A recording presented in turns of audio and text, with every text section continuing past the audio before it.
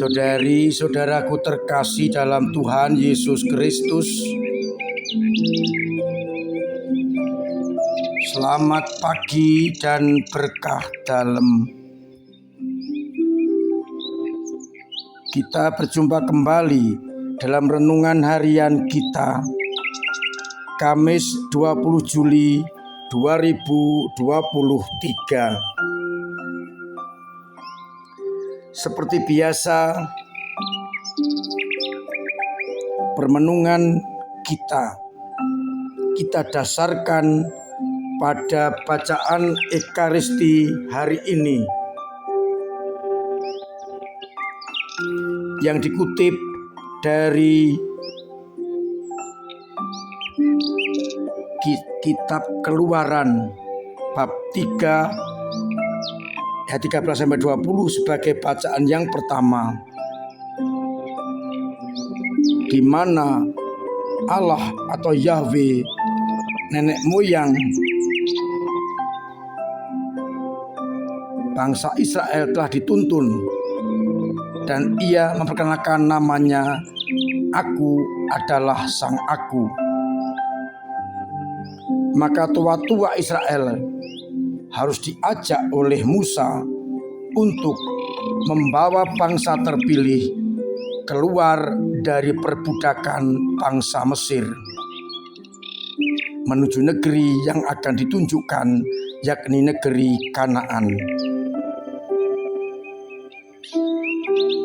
Allah akan mengeraskan hati Firaun, dan dengan perbuatan yang dipaksa oleh Allah dengan tangan yang kuat, maka mereka akan mengizinkan umat Israel pergi keluar beribadah kepada Allah. Itulah alasannya. Sedangkan pada bacaan Injil dari Injil Matius bab 11 ayat 28-30, Yesus menyatakan dirinya kepada kita sebagai pribadi yang lemah lembut dan rendah hati. Maka orang diminta datang kepadanya, siapapun yang letih, lesu, berbeban berat, kalau datang kepada Yesus akan diberi kelegaan. Saudari, saudaraku terkasih dalam Kristus, bacaan yang pertama ingin menegaskan kepada kita semua, kehendak Allah meskipun dalam pelaksanaan menghadapi banyak tantangan pasti akan terlaksana, dan kita yang diutus tidak perlu takut, karena Yahweh yang mengutus adalah Sang Aku. Musa sebagai perpanjangan tangan Tuhan diberikan kekuatan, kepastian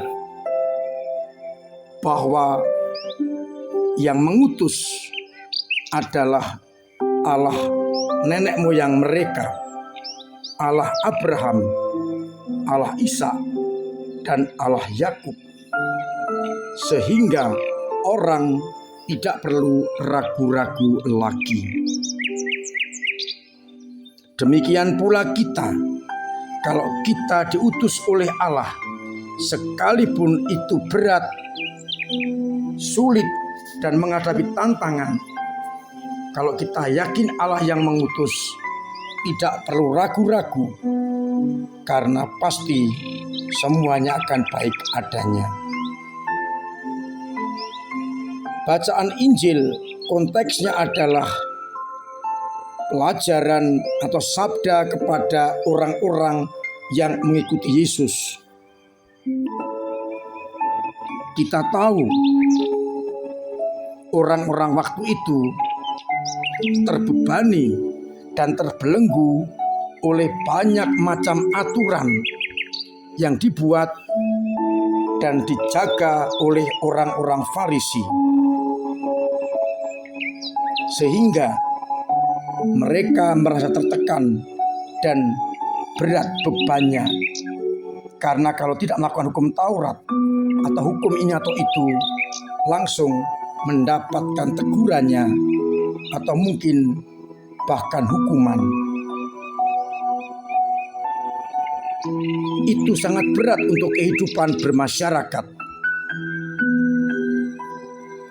Maka Yesus tampil sebagai raja yang lemah lembut dan rendah hati, bukan dengan kekuasaan, power, tetapi memerintah dengan hati. Hati yang lemah lembut dan sungguh penuh kerendahan hati. Ia menegaskan kuk yang dipasang itu ringan. Artinya beban-beban perjanjian lama dibaharui dengan hukum-hukum yang baru. Kalau menurut hukum perjanjian lama, detail sekali, harus ini, harus itu, ini dan itu dan seterusnya, dan itu berat. Tidak boleh bekerja pada hari Sabat dan seterusnya. Oleh karena itu Yesus membaharui dengan hukum baru, hukum cinta kasih.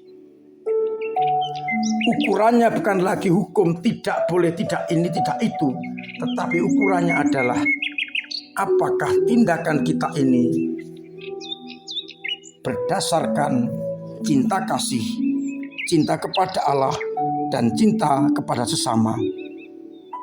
Kalau demikian, sudah sangat jelas dan beban itu sangat ringan. Kalaupun kita misalnya pada hari Sabat melakukan pekerjaan kasih, itu pun tidak salah. Tidak akan dibuli, tidak akan disalahkan, karena yang utama adalah hukum kasih. Kalau kita menolong orang pada hari Sabat lebih mulia daripada kita membiarkan orang dengan alasan hari Sabat tidak boleh bekerja. Itulah sebabnya maka Yesus mengatakan kepada kita, aku lemah lembut dan rendah hati.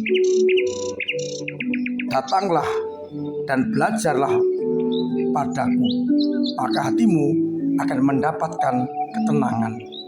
Sebab kuk yang kupasang itu enak dan ringanlah bebanku. Ringan kita menjadi, beban kita menjadi ringan karena kita menerima hukum-hukum yang disampaikan Yesus yang menyempurnakan hukum perjanjian lama.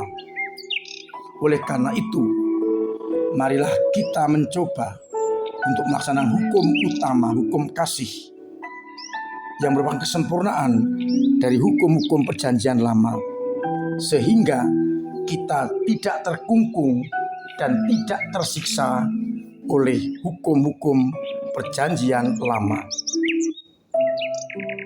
Ke-10 perintah Allah dan 5 perintah gereja tetap berlaku. Tetapi seandainya kita tidak melakukan hal itu karena kita ada perbuatan kasih, itu tidak menjadi soal. Kita tidak akan dibuli karena kita melaksanakan hukum yang utama, kasih kepada Allah dan kasih kepada sesama. Maka mari kita bersama-sama datang kepada Yesus untuk menyampaikan beban-beban kita agar kita dibantu untuk dilepaskan, sehingga kita akan menjadi orang-orang yang penuh dengan sukacita dan keringanan datang kepadanya untuk mendapatkan bantuan dan kasih karunia dalam memanggul kuk atau beban-beban yang ada di dalam hati kita. Tuhan memberkati kita sekalian. Amin. Marilah kita berdoa. Bapa yang penuh kasih, kami bersyukur karena kami boleh menyerahkan beban kami kepada Putra-Mu sehingga lebih ringan. Agar dengan demikian kami tak mampu memanggul beban-beban kami dengan sukacita. Doronglah umat-Mu untuk membawa beban mereka kepada Putra-Mu sehingga mereka dengan penuh sukacita dan riang gembira tetap mampu memanggul beban itu dalam nama Putra-Mu. Kuatkan iman umat yang lemah. Bantu mereka untuk bangkit agar mereka dengan penuh sukacita tetap setia kepada-Mu.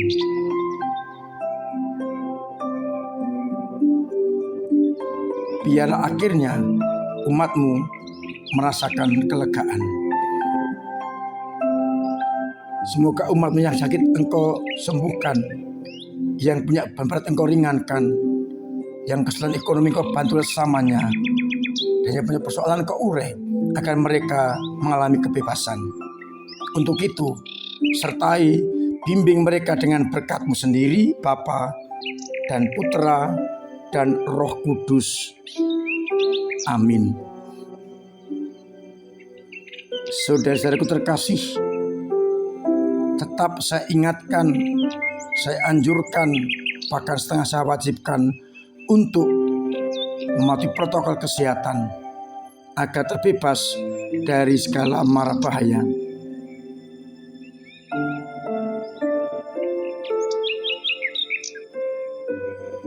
Cuci tangan pakai sabun dengan air mengalir, pakai masker, jauhi kerumunan, pola hidup sehat, booster kedua, agar kita benar-benar secara mandiri menjaga kebebasan kita masing-masing. Terima kasih kepada semua umat yang telah dengan cara masing-masing mendukung pembangunan gedung serbaguna kita, gedung Maria La Salette dan gedung Bertie yang telah kita berkati tanggal 18 kemarin. Silahkan umat untuk mempergunakan gedung sebaik-baiknya demi pelayanan, demi persekutuan. Catatannya memang gedungnya belum lengkap isinya. Maka mari kita usahakan untuk melengkapi agar segera bisa difungsikan dengan sebaik-baiknya.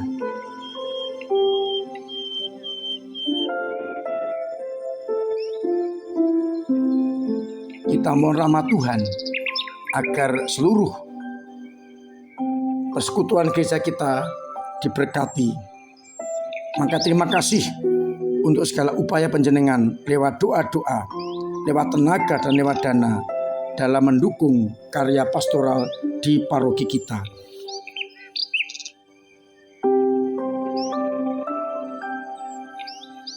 Saya mengingatkan, saya sampaikan informasi sehubungan dengan mutasi kepindahan Romo Danar dan penerimaan Romo Purna akan diadakan misa bersama pada tanggal 28 dan 29 dan 30 Juli pada misa mingguan.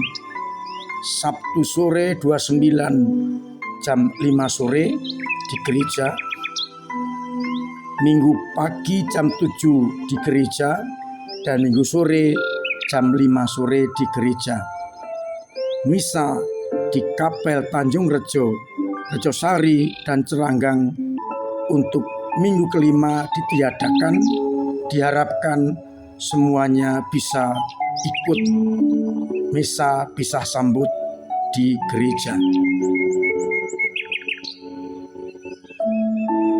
Mari kita dukung dengan doa Romo Danar tempat yang baru. Semoga bisa mewartakan Kristus di tempat yang baru itu.